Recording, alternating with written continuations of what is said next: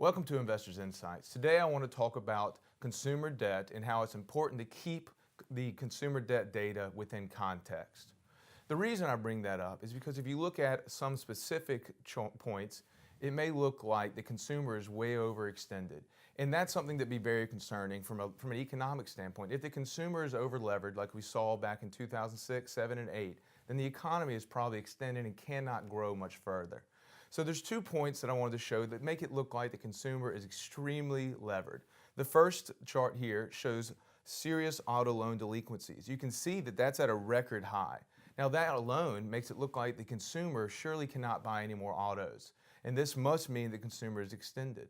A second chart, very popular topic right now, is you look at serious student loan delinquencies. Again, another record high. So again, this is very concerning. And both of these are bad. You definitely don't want to say that students being overextended is a good thing for the economy, or that individuals not paying back their auto debts is a good thing for the economy. They're definitely concerning and something we're watching.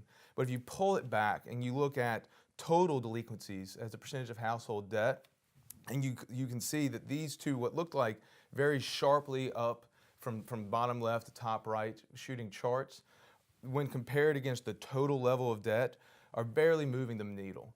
Now you can see the purple line at the bottom there, that's the student loan debt, and the red line, that is the auto delinquencies. Again, these aren't good numbers, but when you compare it against the total balance sheet, they're really not moving the needle. As you can see, the consumer has actually continued to become less and less levered.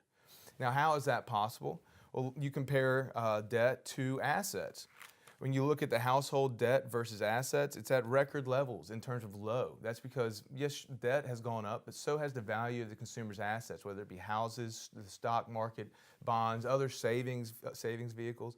And then the most important number that we like to look at, and this is why we talk interest rates a lot. I understand that most people don't refinance their house on a yearly basis or don't look for loans, but interest rates are extremely important because it's not just the level of debt that you have, it's how costly it is to carry that debt that's more important. So if you look at the consumer leverage compared to the after-tax income, it's come down considerably since the financial crisis. It's at a very manageable level.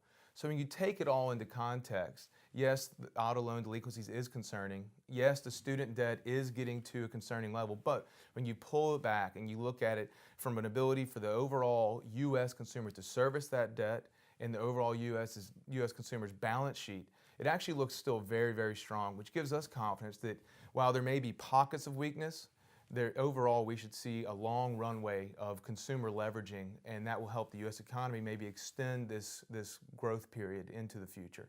I hope this was helpful and helped put some numbers into context. Please don't hesitate to call or email us if you have any further questions. Thank you for your time. Look forward to talking with all of y'all soon.